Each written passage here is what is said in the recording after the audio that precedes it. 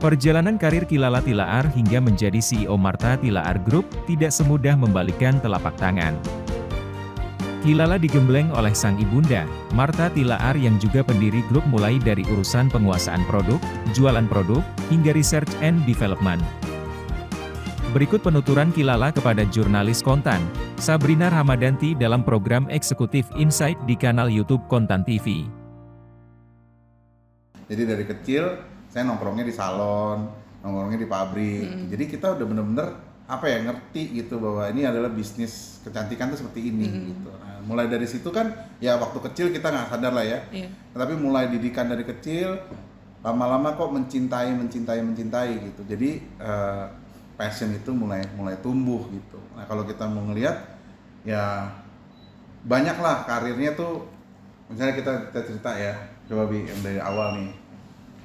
Jadi memang perjalanan karir dari seorang Kiki sampai menjadi CEO itu panjang gitu ya. Memang Kiki itu adalah anak yang ya kita lahir udah dengan silver spoon gitu ya. Jadi kita lahir juga memang udah ada bisnis seperti itu. Jadi memang perjalanan hidup itu membentuk satu orang lah gitu ibaratnya gitu. Mulai dari Amerika, ya kalau dilihat pendidikannya kelihatannya keren ya di Stanford, Harvard, doktor gitu. Tapi sebetulnya perjuangannya juga nggak gampang gitu, bahwa sebetulnya saya tuh orangnya tuh kalau secara IQ tuh pas-pasan. Cuman kenapa bisa ya gitu sampai dokter segala macam, karena memang orangnya nggak mau kalah.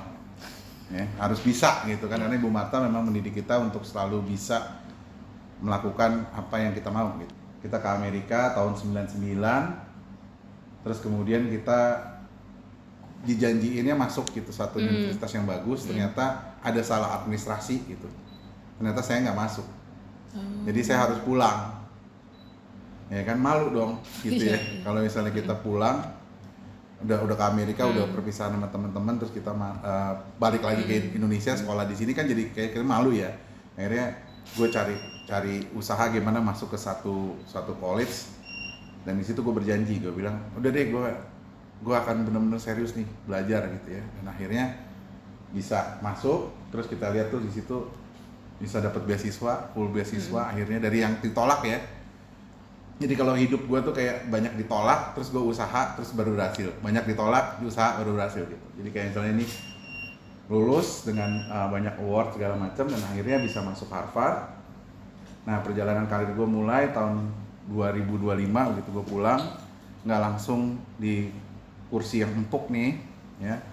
Kita lulusan Harvard tapi digaji sama mama tuh cuma 3,5 juta waktu itu. Jadi manage gudang gitu loh. Nah pada waktu itu lucu banget ya. Maksudnya kita ekspektasinya kan langsung jadi bos dong ya kan. Jadi udah lulus master kan kita mau jadi bos kan. Kita datang pagi-pagi, mama saya ketawa pagi-pagi karena masih hidup sampai tidur serumah sama mama kan. Kita datang pakai jas, pakai dasi gitu, terus dia ketawa gitu, mau kemana? Ya saya kan hari pertama ngantor nih gitu kan, seneng nih gitu kan, kantornya bagus kan gitu kan. Terus akhirnya begitu sampai di HRD, saya bilang mas, sorry mas, kayaknya copot jaketnya aja, soalnya tugas mas pertama itu di gudang. Hah? Serius gudang? Dia bilang kan. Serius mas, jadi mas mesti harus di sini 6 bulan sampai 8 bulan. Karena ibu minta mas suruh ngafalin semua produk-produk yang dijual. Nah caranya menghafalkan dengan baik produk-produk itu yang kita jual adalah kita mengenal barang itu dari gudang. Jadi gue masuk ke gudang tuh dengan jas dan dasi gue panas-panas, gue ke gudang selama 6 bulan. Nah, habis dari situ mulai. Dari situ kita dipindah-pindah, diputar-putar terus tuh. Kalau kita lihat di slide itu kita putar-putar mulai dari ngurusin perusahaan-perusahaan yang performanya jelek. Jadi ibu kepingin buktiin dong ke gua kalau lu bisa pintar, bisa bagus, nanti lu naik lagi gitu. Jadi banyak kan PT-PT kita yang memang waktu itu belum perform dengan baik. Pada waktu itu kita baru mulai bisnis spa. Performance-nya kalau bisnis baru biasanya kan performance-nya belum stabil. Nah itu kita dimasukin ke situ, bukan jadi GM, bukan jadi direktur loh, dijadiin staff. Tetap gaji 3,5 saat itu. Jadiin staff. Kemudian mulai harus naik, membuktikan setengah tahun bagus, disiplin, on time, nggak main-main, malah naik manajer di SPA. Itu perusahaan kecil banget waktu itu. Masih rugi kan gitu, masih ya namanya perusahaan baru, pasti masih investment period kan masih rugi ya. Di challenge, kalau kamu bisa buat perusahaan ini untung lebih cepat, saya naikin kamu katanya. Jadi wakil GM, belum GM waktu itu, bos saya tuh Sven Moskrat, orang Norwegia. Ya sudah, akhirnya kita pelan-pelan kita membuat itu untung. Nah setelah untung barulah dikasih posisi GM. Nah setelah untung setahun berhasil stabil, dipindah lagi saya. Nah baru juga kemarin jadi GM kan gitu ya. Kok masa dipindah lagi, mau gimana karir kalau kita pikiran dulu anak dulu ya kan. Harusnya memang ditekunin satu bidang dan kita menjadi puncak pimpinan di bidang itu. Nah tapi enggak, Ibu Marta, oh kamu pindah ke marketing gitu.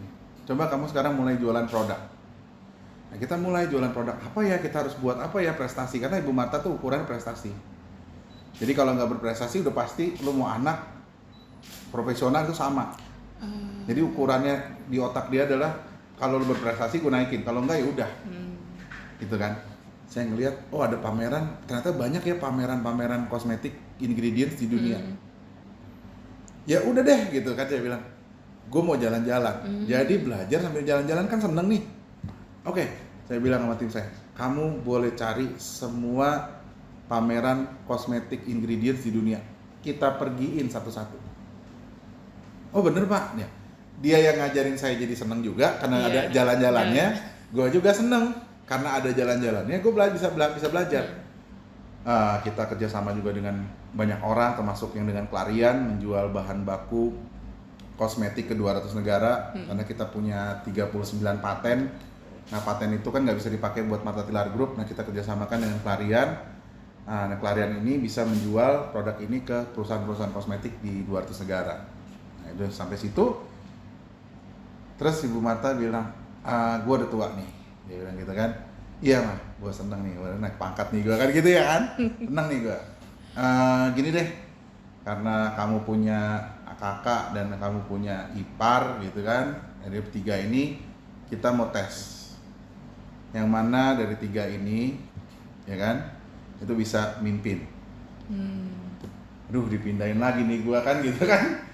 Ya kan, udah seneng di inovasi, dipindahin lagi nih pasti kan. Akhirnya, ya kakak ipar dapat Martina Berto, sepupu saya dapat SAI di distribusi, saya dapat sini. Nah akhirnya tahun pertama profitnya tuh menghasilkan nggak besar sih, ya dari BEP jadi 4M. Kan lumayan kan. Nah mulai tahun pertama ya udah akhirnya gue di sini sampai pada saat Ibu Martha nanti tahun 2020 sebelum COVID itu menentukan bahwa ya sudah, karena Sedevindo yang growth-nya bagus, profitabilitasnya jadi bagus, dan MBTO masih struggling, yang perusahaan distributor juga masih struggling. Nah, kayak saya dipilih menjadi CEO itu. Saya baru tahu bahwa oh ternyata dipindah-pindah itu dan diberikan challenge itu adalah cara dia untuk ngajarin saya bagaimana bisa menjadi pebisnis yang ngerti bisnisnya apa, pebisnis yang terus mau berinovasi dan belajar, dan pebisnis yang tangguh gitu. Karena kalau tanpa tiga ini seorang entrepreneur itu nggak akan jadi. Ya, kalau misalnya nggak mau belajar ya pasti ketinggalan. Kalau dia nggak mau challenge, comfort zone, mati perusahaannya. Kalau dia nggak tangguh, cengeng, maka itu juga nggak bisa. Karena dalam bisnis itu kan naik turun. Kadang kita di atas, kadang kita di bawah banget, kadang kita naik lagi gitu kan. Jadi mesti perlu ketangguhan. Jadi tiga ini yang menurut saya esensial daripada apa yang orang tua saya didik saya supaya saya bisa sampai sini. Pertama kali gue di tim gitu ya, di CEO Martha Tilaar Group gitu. Jangan panggil saya CEO, saya bilang. Panggil saya pendekar hina kelana. Karena bener bingung banget ya pada waktu itu kan gimana ya. CEO tuh kayak nggak enak gitu, kata CEO tuh kayak nggak enak gitu.